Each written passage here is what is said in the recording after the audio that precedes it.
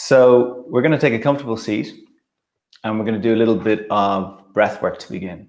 Okay. So if you've got something to sit up on, I use a yoga brick, but if you don't have anything as fancy as that, a cushion, a couple of books, something that's relatively comfortable to sit up on.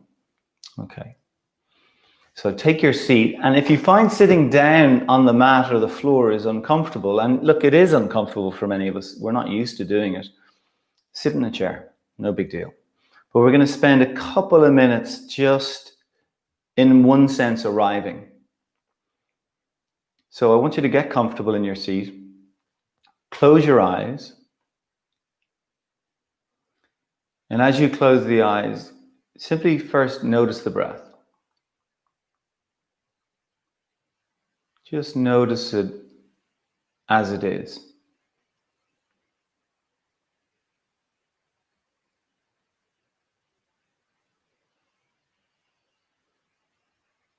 Notice your inhalation and your exhalation.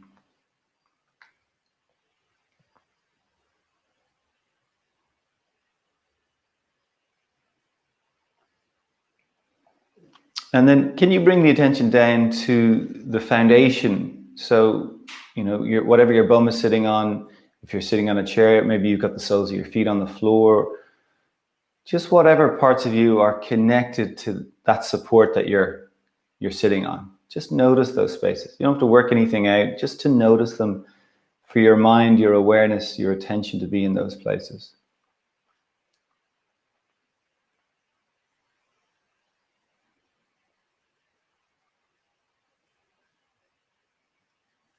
So one of our biggest struggles in life is feeling safe.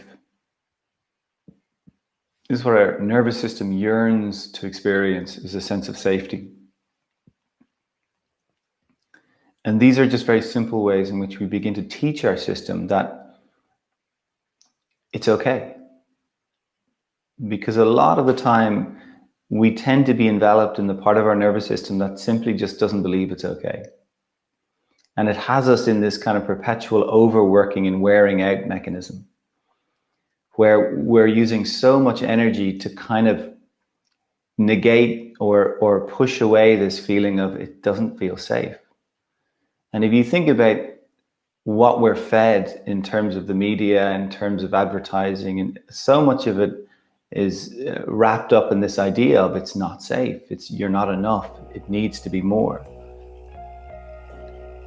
But there's part of our nervous system that is perfectly adept at experiencing a sense of I am safe, I am enough. That's intrinsic to what we are as human beings, but not always accessed. And these practices are a way of beginning to play with our capacity to drop into that part of ourselves.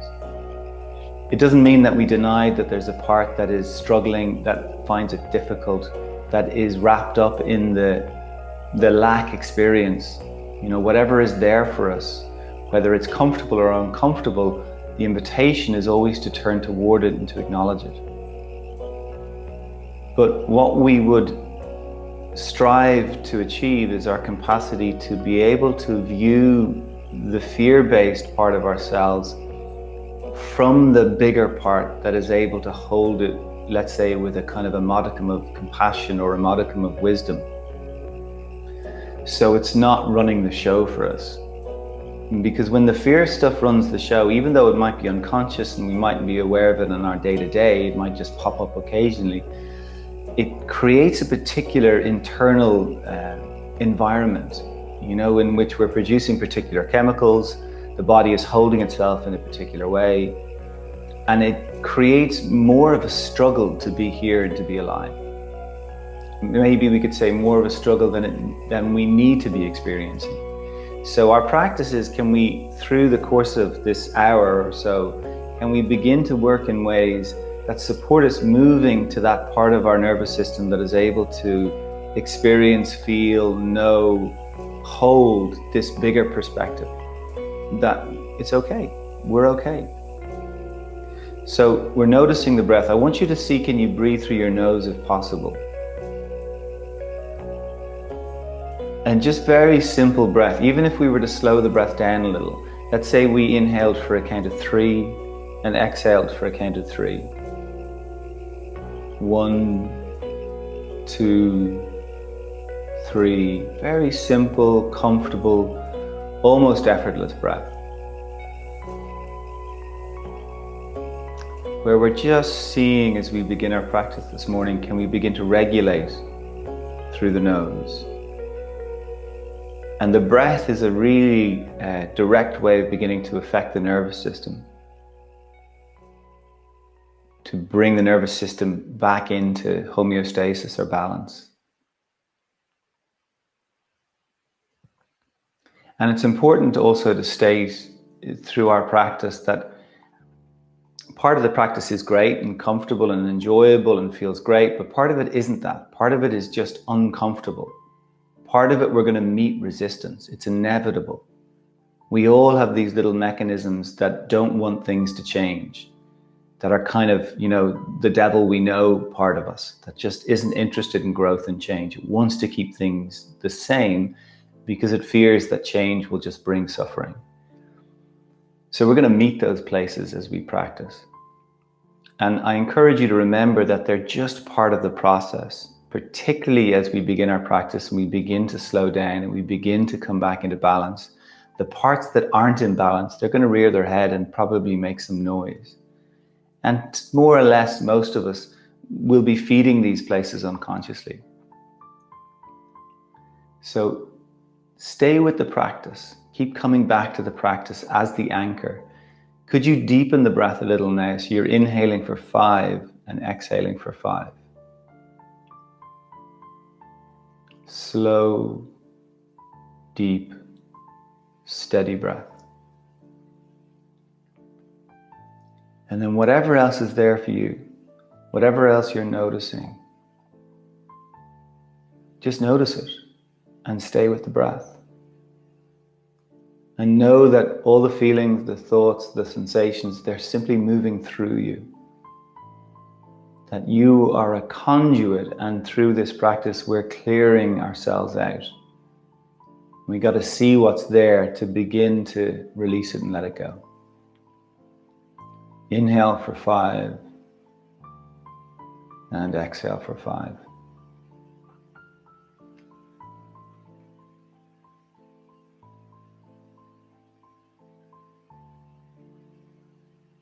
Inhale for 5 and exhale for 5.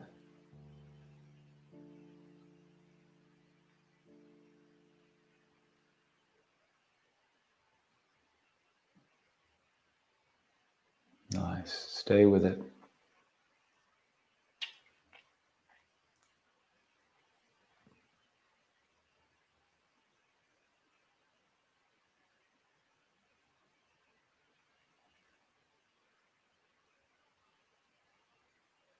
Few more breaths like this.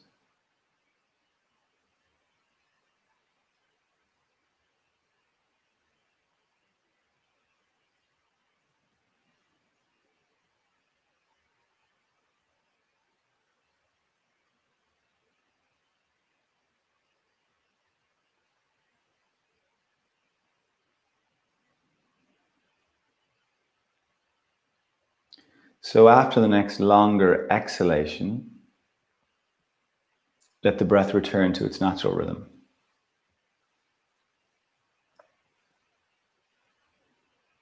Perfect. Take your time. And then we're all going to come to standing. So we're going to come up to standing. Okay. So we're standing. We've got our feet about hip distance apart. First thing I want you to do is look down at your toes and just move them around a little. Just spread the toes, move the toes, feel the toes, notice the toes. Even the sense of them getting tired, or the front of the feet getting tired, or some of the tightness that's in there. So in order to begin to support the body in doing what it's designed to do, we need to begin to look at the ways in which we tend to move. And all of us will have areas that will overwork and areas that will underwork, and places we're using and other areas we're not using. And we're interested in beginning to teach the body how to work in a way that's more balanced, where every part is doing what it's designed to do. They're all communicating in the way they're designed to. And then we're in this process of beginning to move back into balance, just to basically feel better. So I want you to see if you can try to spread your toes out. Try to spread them out. All of the toes are on the floor. And then very simple, we'll just lift the heels up and slowly down. Very simple, up and slowly down.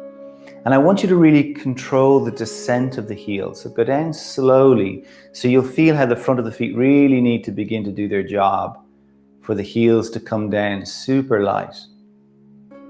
Because of course, isn't the tendency most of us will have experienced when we're moving around unconsciously, we're heavy in our heels. You know, we notice it through the wearing of the heels, usually imbalanced on one side more than the other.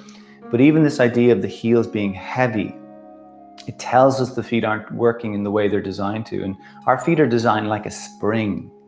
So when you're waking up the front of the feet, and we refer to the front as the paws of the feet, you're going to begin to create much more support for everything above the feet, which is the rest of the body, but specifically in through the ankles, the legs, the knees, thighs, hips, glutes.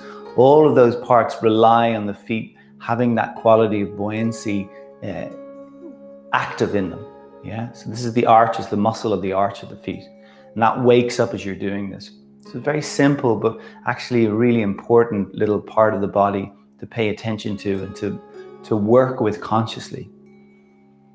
Okay, just a few more of these.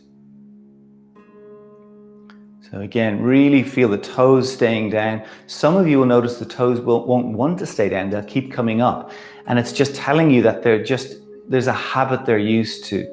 There's a way of moving that they're used to. And what we're going to do is basically peel that layer away eventually as we work in these ways.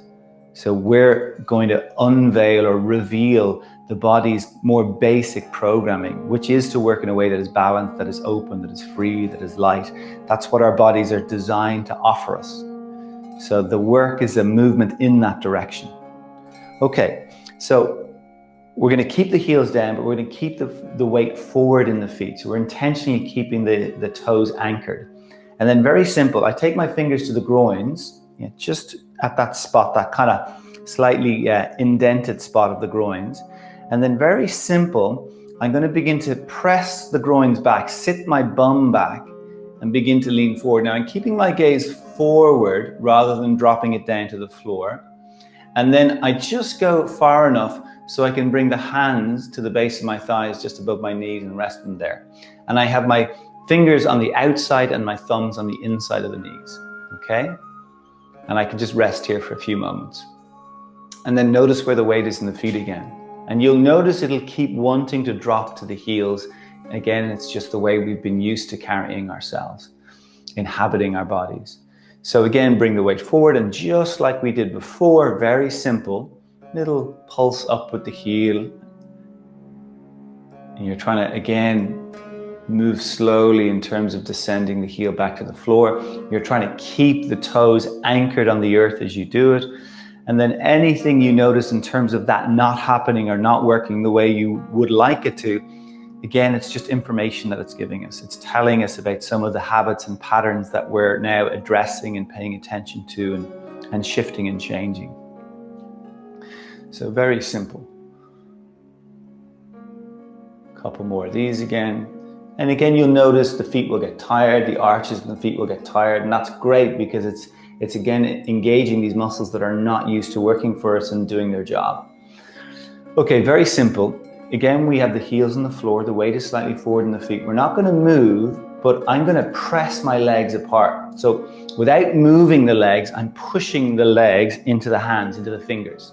I'm pressing them apart. And what I want to feel is that sense of widening in the pelvis, and then let it all relax. And then do it again. Push the legs apart, feel that widening action in the pelvis and let it relax.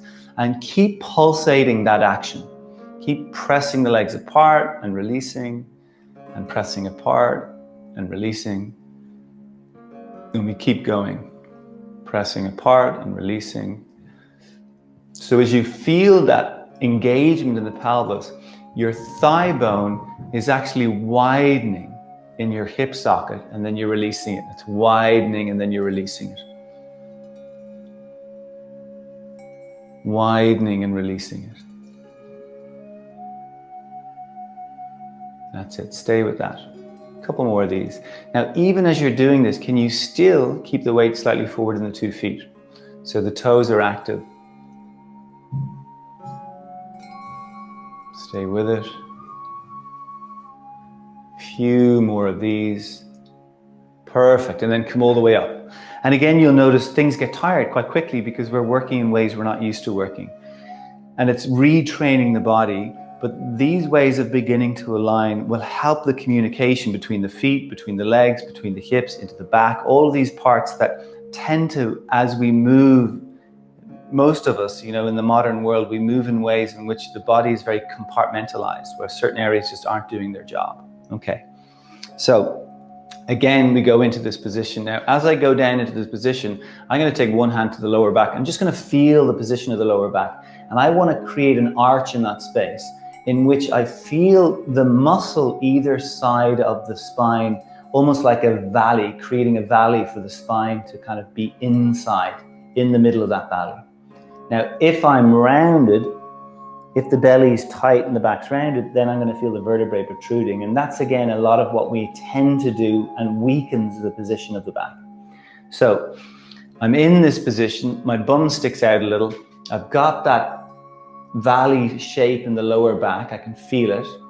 Hands are on that position, base of the thighs. I'm pushing the legs apart again. I'm going to maintain the resistance this time. And I'm doing the same work with the feet. So I'm pressing the legs apart, maintaining that resistance, and just pulsing the heels up. Now, you might lift the heels a millimeter off the floor. It's not important about how high you go, but just maintaining the action. Now breathe, breathe. So you feel that sense of engagement, that widening action in the pelvis. Breathe 3. Breathe 2. One more. Nice work. And then come on up. Great stuff. So this position is really great because it takes your thigh bone back in your hip socket, and then the pressing of the legs apart creates that widening action. And the head of the femur then sits in a different position in your hip, and it's a much better position for the overall working of the pelvis. It allows blood to move through the system. Anyone who's got issues with their hips or lower back, these are the ways in which you begin to clear those. Okay, so we're going to go a little deeper into working with the pelvis. You might want to put a hand on something, a wall or a chair or something to support you, because we're going to lift one foot off the floor. So I'll mirror you guys. I'm going to take my left foot over your right ankle. Take your left foot over your right ankle. Sorry, excuse me. Left foot over your right knee. Left foot over your right knee. Yeah, so you can have a hand on something as you do that. Now, same work in the bottom foot. The toes are active. I've got weight in the front of the foot. And then the same movement in the pelvis, where I sit the bum back to whatever feels accessible.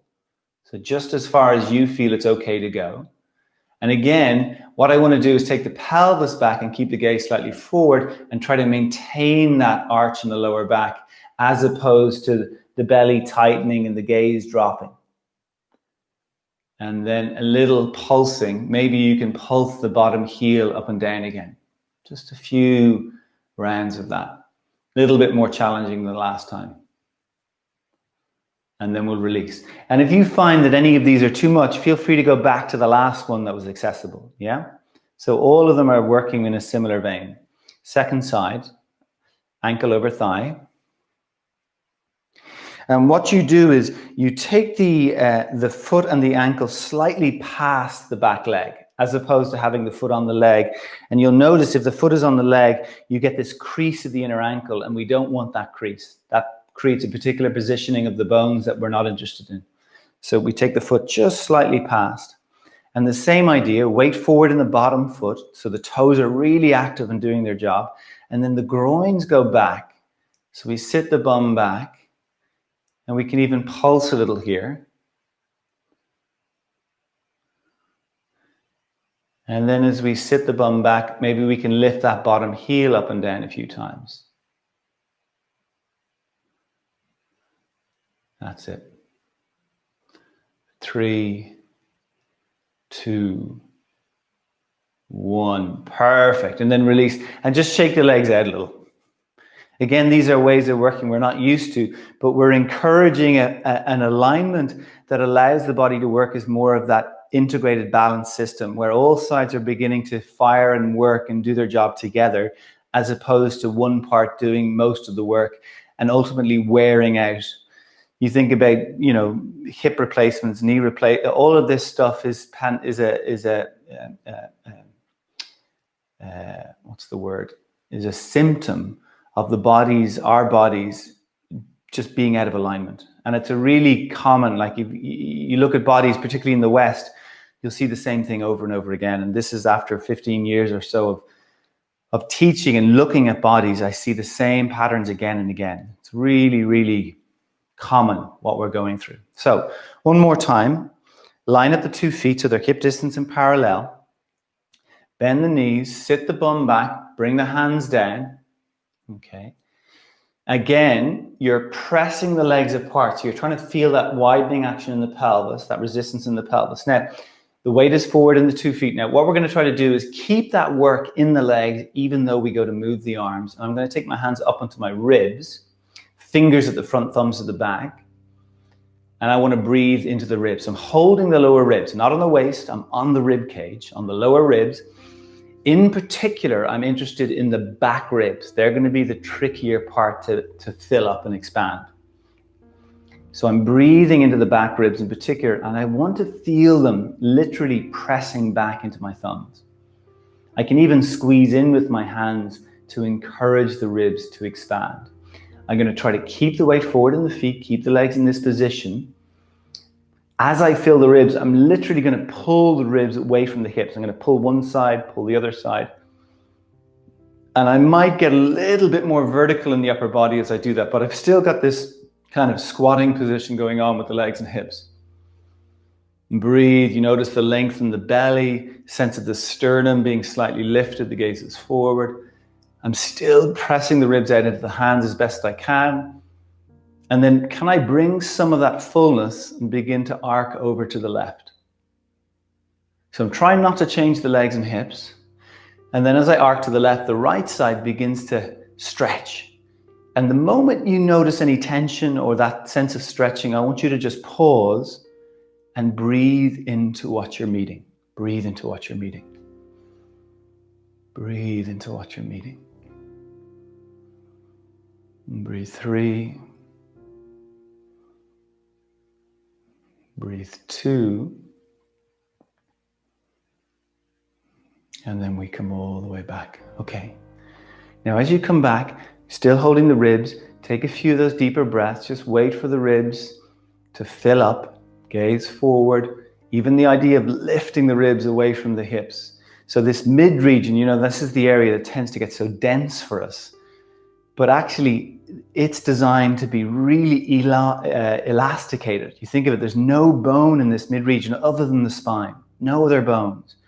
So the tissue is designed to stay really elasticated, and we just, we lose that, or we forget how to maintain it. We're not doing what the body is designed to be doing to keep that sense of fluidness. So as you fill the ribs up and lift the ribs, you're kind of retraining or teaching the tissue about what it's designed to do. And then we're going to begin to arc over toward the right. And again, the moment you meet tension, it might be on the left side, but you might notice it on the right side. Wherever it is, wherever the tension is or the tightness is, that's where your add tension is needed. Imagine you could breathe into that space. Try to keep that position with the feet, legs, and hips. And breathe. 3, 2, 1, and then come on back. And again, just shake it all out again. Shake the legs, shrug a little through the shoulders. Okay, so we're going to go back into those positions, and we're going to bring a little bit of movement as we go into those positions. So we're going to stitch a few things together. So we line the 2 feet up, hip distance and parallel. We spread the toes, we feel into the feet. Every time you go to a part of the body that you're not used to going to, you're building connection. So your nervous system is organic, it's growing, it's changing, it's evolving. all of the time, particularly when we bring the conscious mind to participating in that. So when you feel into the toes, your ability to notice that space is going to increase. Because a lot of the time we're walking around and we just don't notice our toes. We're not paying attention to these places. And it's almost as if as you begin to notice them, as you begin to pay attention to them, it's more easy for them to do their job efficiently, what they're designed to do. A lot of the time, it's almost as if they feel like they're being pushed out of the circle. Yeah. So feel the toes, feel the weight forward in the feet. We take the groins back a little, so we sit the bum back. We still got that arch in the lower back. We hold the ribs. We breathe into the ribs. You'll notice maybe how the front ribs will move faster than the back ribs. So I encourage you to really focus on the fullness in the back of the rib cage. Like, teach yourself to breathe into the back space, to feel the movement of the back ribs. Same principle as, you're working with the toes, paying attention to what you usually don't pay attention to. The back of the body, very similar. So as you fill, you pull your ribs away from your hips, lifting it up, opening it up, throat open. We're going to begin to arc over to the right.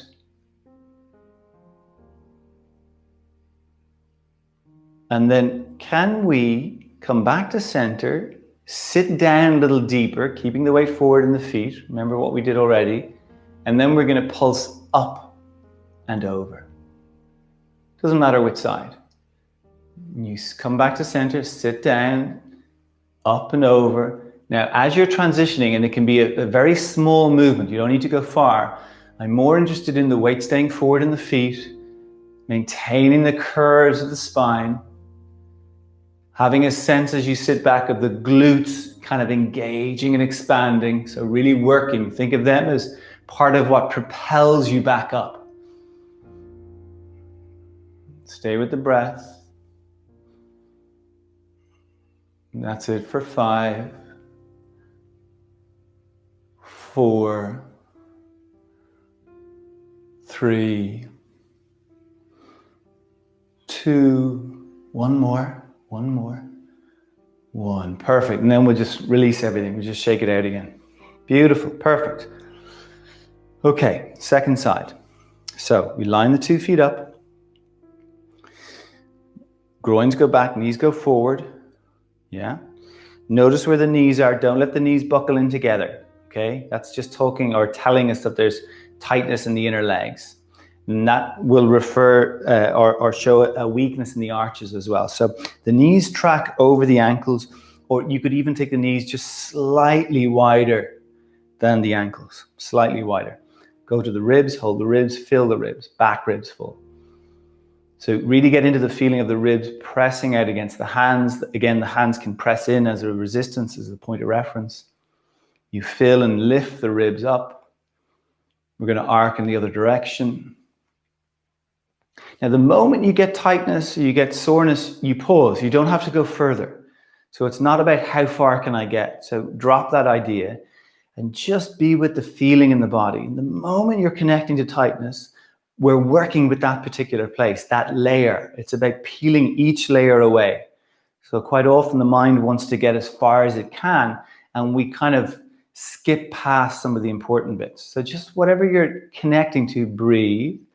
And then can we come back through center? Can we sit the bum back? So think of the hips going back rather than just down. And then press down through the feet to arc you up and over, and sit back and down, up and over. That's it. Keep breathing, keep pressing the ribs into the 2 hands. And breathe 3. Breathe 2. 1 more. Beautiful. And then come all the way back and release. And a little shrug in the shoulders. Okay, perfect. So we're going to do a little bit of work with our shoulders. If I take the right hand behind my back and I slide it up to wherever it wants to go to. Yeah. Again, I'm not forcing, so whatever feels accessible. I take the other arm up and over, so the fingers are pointing toward each other. Now, you might find the fingers connect. You might find they don't connect. Either is fine. Doesn't matter. Either is fine. Okay. First thing I want you to do is close your eyes and breathe into the hands. Yeah, breathe into the part of the back that the hands are connected to. So can you send the breath into those spaces?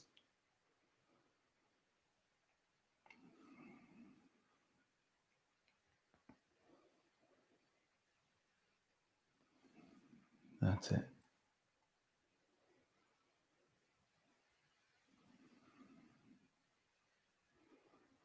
So the idea of the back, there's a pulsing quality as you breathe into it, but there's also, as you inhale, there's a filling up of that space. And this is something that we need to get used to doing with the body, is bringing the body to its fullest expression, teaching it how to expand. And that expansion, although it requires effort in the beginning, will ultimately create more freedom. Now, simple, the top elbow stretches upward. It might stretch up a millimeter, it might stretch up further, it doesn't matter. As you connect into tightness through that side of the body, breathe into it. Breathe into it, wherever the tension is. So it might be through the side you're elongating, but you might also notice a tightening in the other side as it shortens. So wherever the most tension is, that's where the breath is. That's where the breath is. Stay with the breath. Perfect. 3, 2, 1. And then we'll release, and a little shrugging in the shoulders. And we're going to go to the second side. So the arms in the opposite position. And again, the first thing you do is you bring the hands into whatever position is accessible, is you breathe. You breathe into the back of the body. Breathe into the back of the body. Breathe into the hands wherever they are. Notice if your head is jutting forward because of the position of the upper arm, and see, can you take it back a little? Can the gaze be forward? Can you have a sense of the front of the throat is open? Those big expanding breaths into the ribs again. Top elbow begins to stretch upward. Again, as you connect into tightness, if it's in the arm or in the side of the body, just pause and breathe. Imagine you could breathe into that space, even if it is your arm. Stay with it.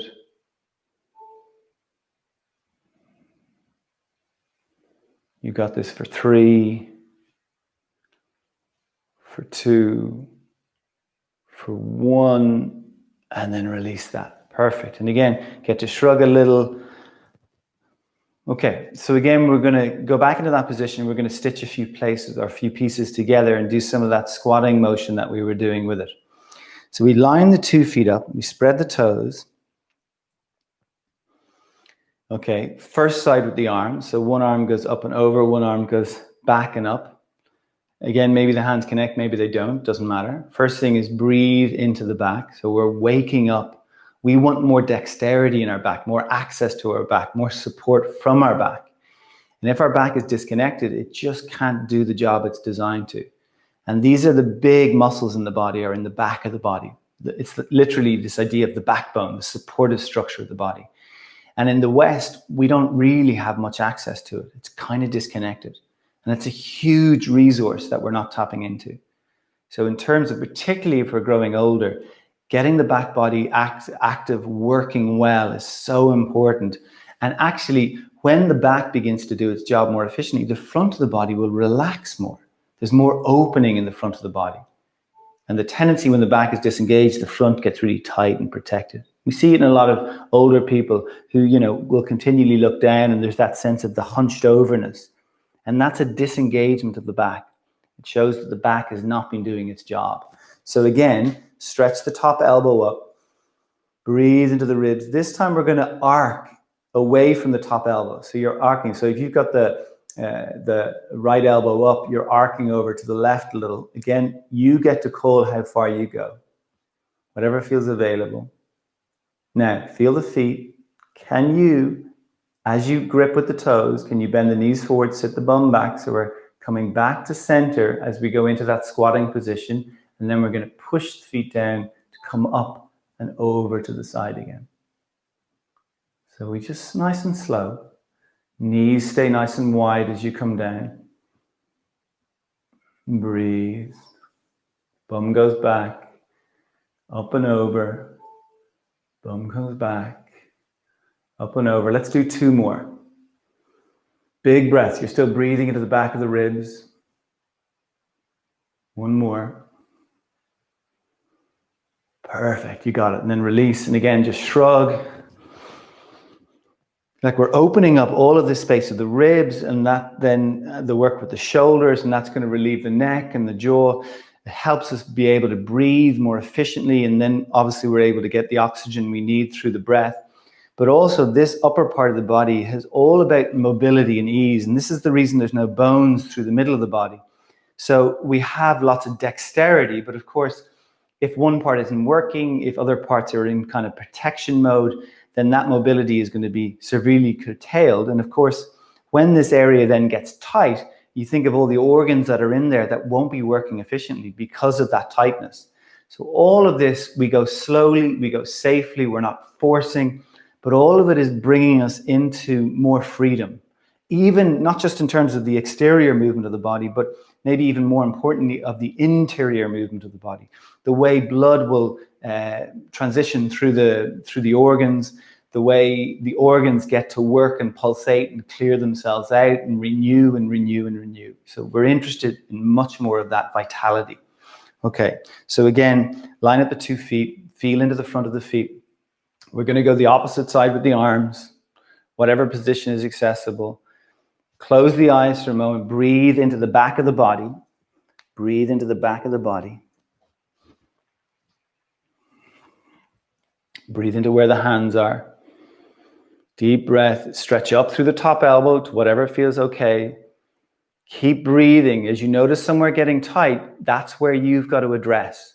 This is the important part, is we're learning to take responsibility for where there is contraction in the experience, in our own experience, and then how we work with that. Yeah, how we work with it, not just in terms of the physical experience, but contraction in terms of those moments that are difficult. So it's a process of learning to take responsibility. Breathe, fill. Maybe we arc the top elbow over to the side a little, so it just brings us a little deeper. Please don't force. Take a moment, breathe into the back, breathe into the tightness. And then slowly we come back to center. We sit the bum back, weight stays forward in the feet. I know it's a little tricky. And then we pulse up and over. And we come back, up and over. Perfect. Keep going. You got this. Up and over. Nice work. That's it. Keep going. We're going to go 2 more. Sit the bum down, up and over. That's it. Let's go 1 more. Nice. And then we release again. Okay, perfect.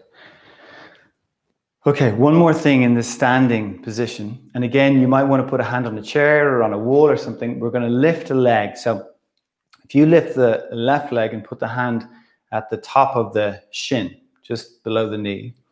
And I'm going to slide the hand down and see, can I hook the ankle and let the leg go behind me as I do that. Now, I know this might be a little tricky, and if it's not accessible, please don't force. Sometimes having a strap or a belt or something, and you can hold the leg in that way. Okay? Some of you will be able to take the hand right over the toes. Now, straight away, you'll notice the quad, the front of the thigh, and the tension in there. And the first thing you do is you just pause. You just breathe, and you give the muscle time without forcing or straining. You just breathe back. When the front of the body is overworking, it gets tight and it pulls the skeleton into particular positions. So you just give it time to begin to unravel. And the only thing I'd like you to do here is that leg you're holding, could you press down through that knee? And it'll intensify the tightness. And you just breathe. And if it's too much, again, you could have it in a strap, but also you could have the foot on a chair or on a couch. So it's just slightly elevated, and it'll give you that access to some of the holding in that thigh. Okay? And then we'll release that side. And even if you just notice the 2 sides, you'll feel the difference in the 2 sides. Okay. Second side. We hold the top of the shin. Again, feel free to put a hand on a wall, slide the hand down, and if you can, you're hooking the foot. And you're just waiting, you're giving the body time. Breathing. And then pressing down through that knee to intensify it a little bit more, just go a little bit deeper.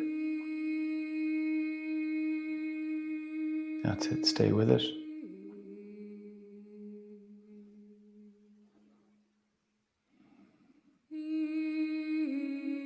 For 3, 2, 1. And then we release and a little shake out, Okay, we're going to go first side one more time. So we're holding whatever way you can, whatever way is accessible. Again, maybe you just put the foot on the back, on a chair, on the seat of a chair, and that might be enough. Okay, so from here, what do we do in the standing legs? The toes are working, the knee goes forward, the bum sits back. So you're sitting the bum back and then pressing down and coming up. Very simple. 5, 4, 3. Toes are really strong here. 2, 1. So it's a lot of work in the standing knee, but most of the time issues we have with the knee are because the foot isn't doing its job. So if we're getting the foot to really work, it's really going to support and strengthen the knee joints. Okay, so again, second side. Work into the standing foot. Keep it active. Knee goes forward, groins go back. We sit the bum back and we pulse. That's it for 5, for 4, for 3, 2, 1, and then we release. Okay, and again, get to shake him out. Okay, we're going to come down onto hands and knees. We're going to come down onto all fours, onto hands and knees. Now, as you come down onto hands and knees, I'm going to take my knees back just an inch or 2. So the tendency as we come down is to be in this tight position. It's a really common predicament. Again, it's partly because the front of the body is used to being tight. It feels safe being tight. So we're opening it up a little, the space between the knees and the wrists. And then very simple, close the eyes and let the hips begin to sway a little.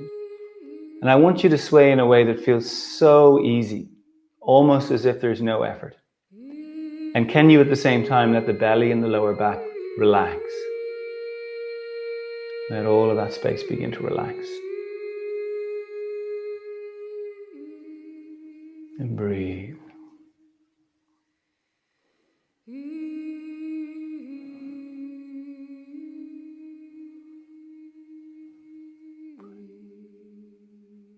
And then can you take some deeper breath and you're breathing into the ribs. Breathing into the rib cage. And particularly into the back of the ribs. Particularly breathing into the back of the ribs. The lower back ribs. We focused on those before when we had the hands there. Breathe into the lower back ribs. Breathe into that space. Can you feel as you breathe into it how it creates a quality of expanding and then the softening as you release? Just a few breaths. And not only are you letting the hips sway, but then could you bring a little shrugging through the shoulders so that all of the movement you're doing has a kind of a liquid quality to it, a fluid quality to it. None of it's forced or strained. It might be tiny movements. But it's a way of being in the body, and even the work we've done now will have supported you in being able to access more of that fluidness. Because the body, of course, is a fluid system. We could look at the body as primarily fluid. It's more or less 80% water. And yet that's so not what we tend to experience on our day-to-day. We tend to experience holding, tightness, stuckness. And yet our body is fluid. Breathe and move and feel and notice. Just a few more breaths here.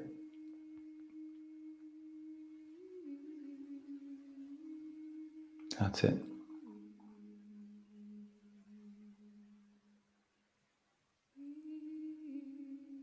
That's it. Stay with the breath.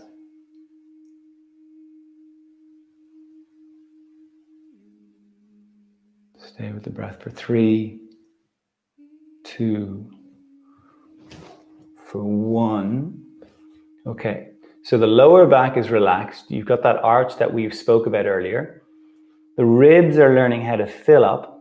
Really important process for the ribs to learn how to be full, to create space for organs, lungs, create space for the vertebrae. So as you fill the ribs up, you're literally separating the vertebrae, and that allows the discs more mobility, more health, more blood. Okay, so from here, I'm going to bring my 2 legs over to the left side of my mat. Bring the 2 legs over to the left, and then I'm going to lower my hips over to the right. Okay, so I can let the legs and hips be heavy here. Now, very simple, not easy, but simple.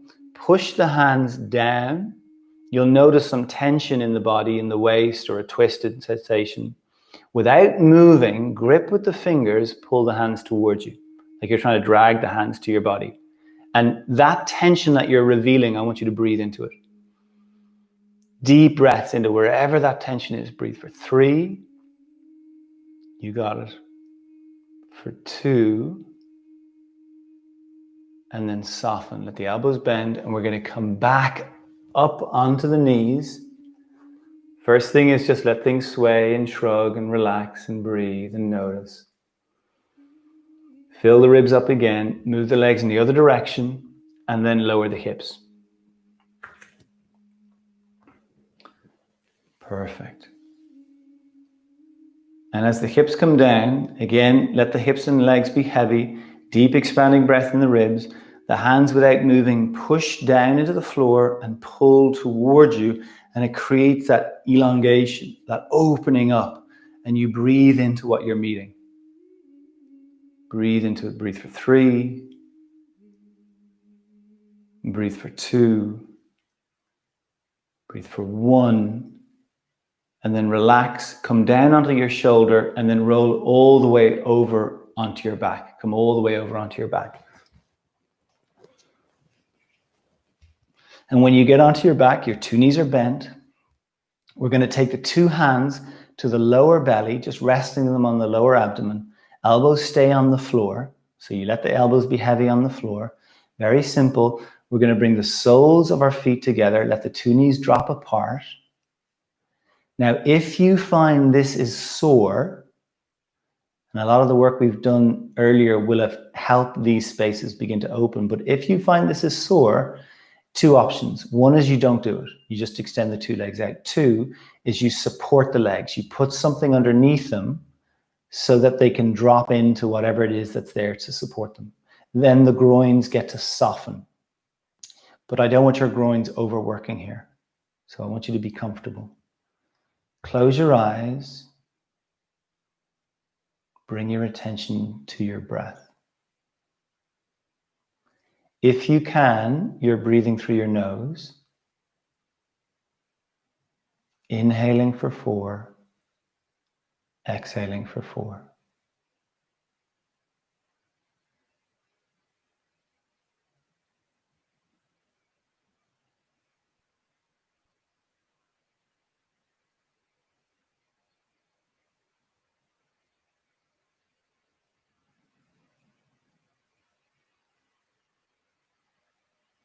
Stay with your breath.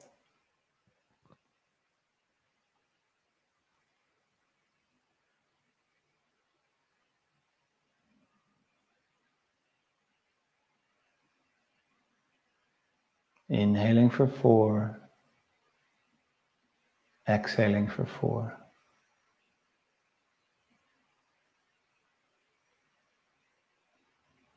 Now stay with the breath, but bring your 2 knees back up. Separate the feet so they're hip distance. We'll just stay in this position for a little bit longer. Inhale for 4. Exhale for 4.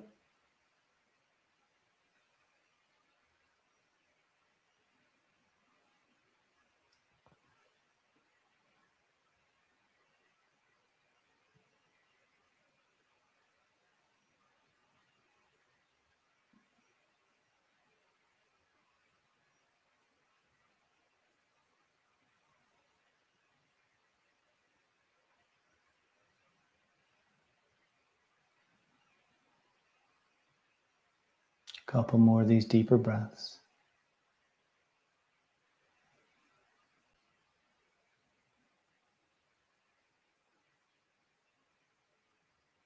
Now, after the next exhalation, let the breath come back to its natural rhythm, however it wants to be. Extend one leg out, then extend the other leg out. Keep the feet wider than the hips. We're going to take the arms a little bit away from the body, not straight out, but think about kind of halfway. So kind of a 45-degree angle. And if it's comfortable, I want you to turn the palms to face up toward the ceiling. Most important, you feel comfortable. And then very simple here, we're going to take 3 really deep breaths, inhaling through the nose and exhaling through the mouth. And if the nose is blocked, do it all through the mouth. And each exhalation, I want you to drop into the mat. I want you to imagine you sinking down into the mat.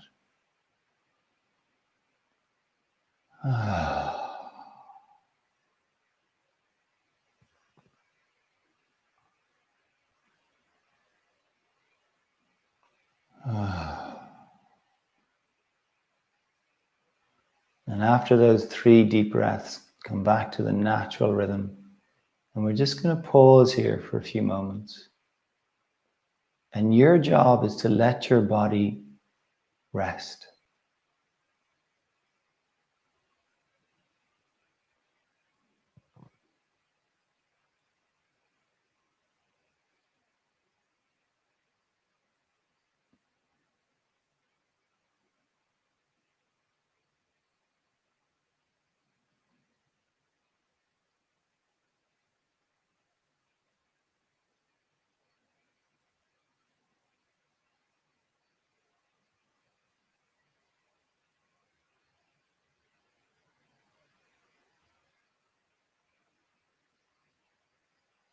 If you find your mind wanders, come to the breath, notice the breath.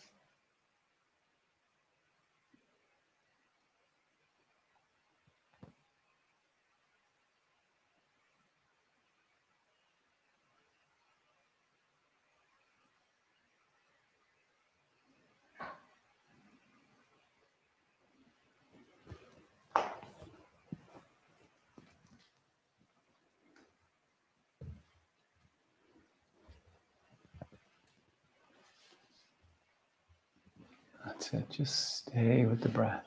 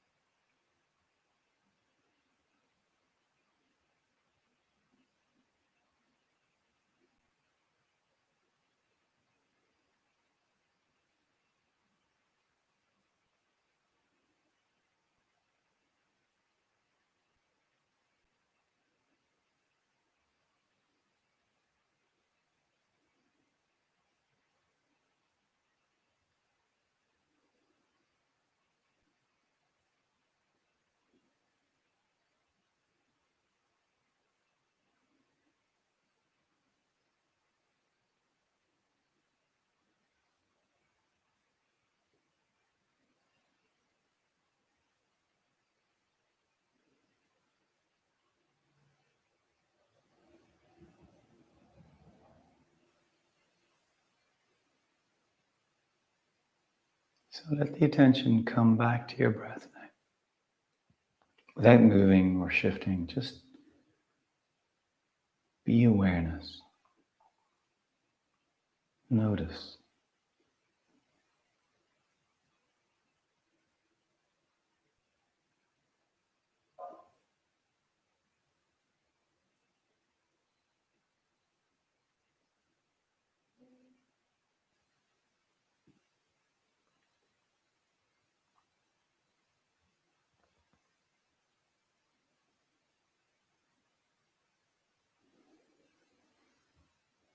A big part of our conditioning in the West. A big part of our conditioning in the West is to be focused on getting the job done. So much of what we're taught as the most important attributes to develop are getting from point A to point B. You know, we get rewarded for that. We win a race, we get a medal, we get paid for doing the job. And as much as all of that is an intrinsic and important part of our lives, equally, the capacity to rest deeply. And we have all kinds of different ideas about rest, you know. And quite often when people aren't doing something, they can be seen as a weight to society, or, you know, in the West, we have a funny relationship with rest and we're not very good at it. A lot of the rest that we actually get isn't sufficient to support us. That our bodies are so wired to the sympathetic nervous system, to this kind of protective part of the nervous system, is that even when we go to sleep, we wake up and we haven't really rested deeply. So the work that we're doing in opening up the body and teaching the body how to work in a way it's designed to, helps the body do what it's designed to in terms of being able to work more efficiently, but to rest more deeply. And the resting quality has this connection to the idea of the beingness of the experience of being a human being. You know, being able to rest without having to do anything or go anywhere or distract ourselves. And for all of us, at some point, that's a difficult thing to do. That all of us carry something that we don't always want to look at or pay attention to, or we've all developed little mechanisms for staying slightly or stuck in that nervous system predicament. So even as you rest here, to notice there might be an inkling more space, or a tiny bit more comfort in doing nothing, in just letting the body be here and being aware. And there are two sides of one coin, the being part of our experience and the doing part. So I want you to come to sitting. Take your time, take a few deeper breaths, stretch in whatever way you want to. Bring yourself towards sitting.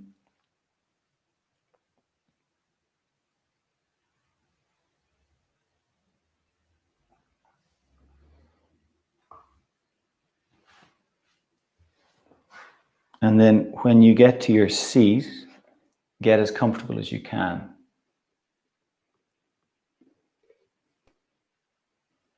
And maybe you're going to sit up in a chair. Maybe that's more comfortable. So it's important that you do what works for you, not about what you should be doing or what you think you should be doing, but what works for you, what's comfortable for you. So we can spend the next 10 minutes sitting. Yeah. So if you're sitting and you find you get uncomfortable, you might find the level of discomfort is okay to be with. You might find it's a little too much, and then you just move or you shift. Yeah. So it's important that we don't get into this idea that we should be enduring suffering to be better. You know, and it's a classic, you know, even in terms of the Buddha's life, it's one of the steps the Buddha took on his journey was into the aesthetic life, into the, you know, the idea of starvation and pushing away the world in a sense. And really it doesn't work. There is a game in terms of meeting how we meet the discomfort of our lives or the challenges of our lives, that we're all in this process of refining our relationship to what is uncomfortable, but we're certainly not about creating more discomfort. Yeah. Okay, so we're sitting, we're going to close the eyes. As we did at the beginning, first thing is you notice your breath.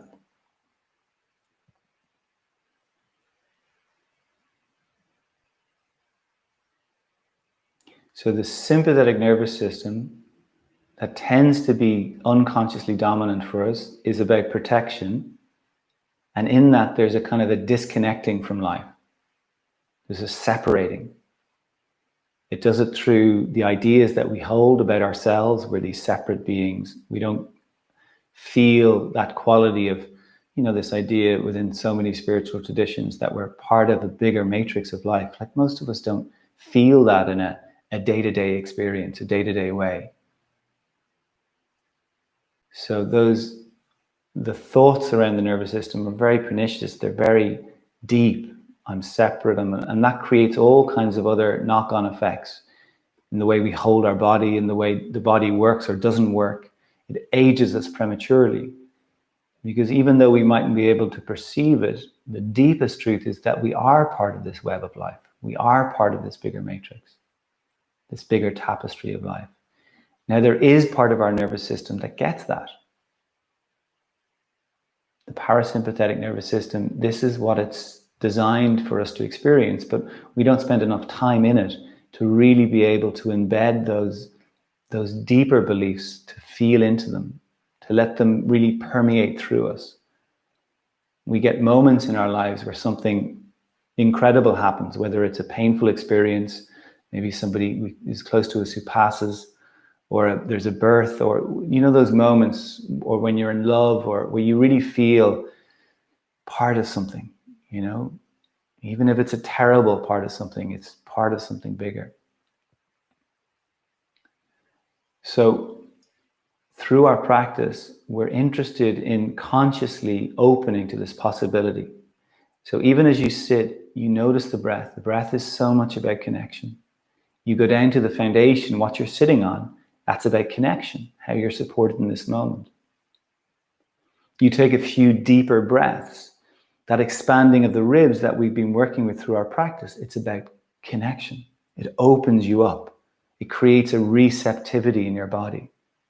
It produces different chemicals in your system.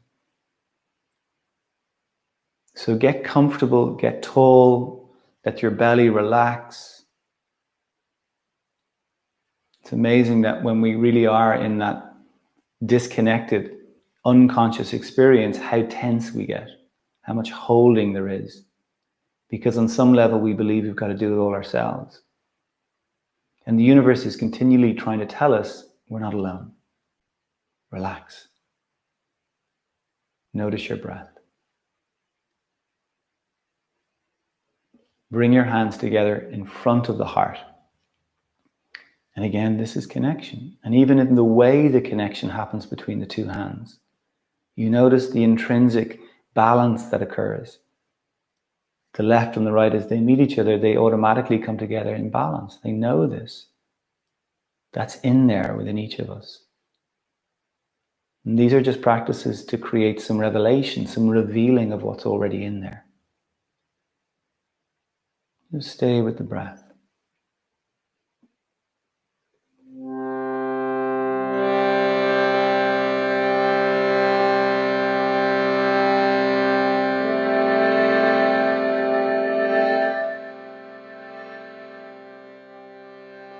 So we're going to make a little bit of noise. If you're around people, feel free to make the noise internally. And the noise is the same idea. It's about creating connection. So it creates frequency, vibration, and that vibration begins to resettle, to bring things back to balance, back together. So the sound is Om. Om. Okay?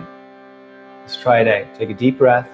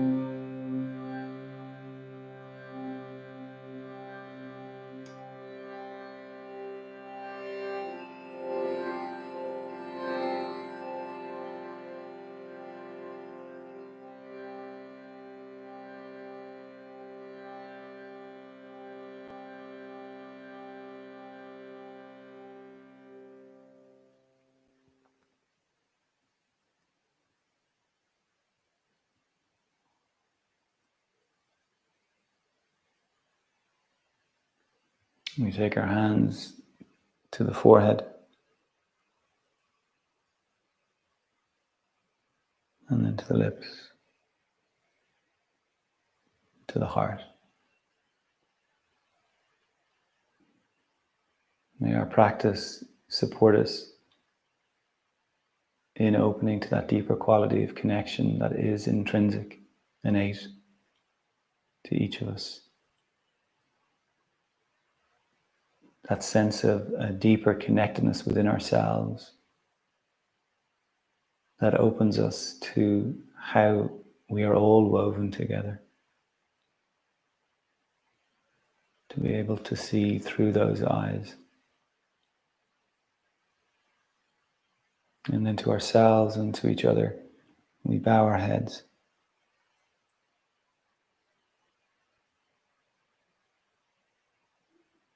Namaste.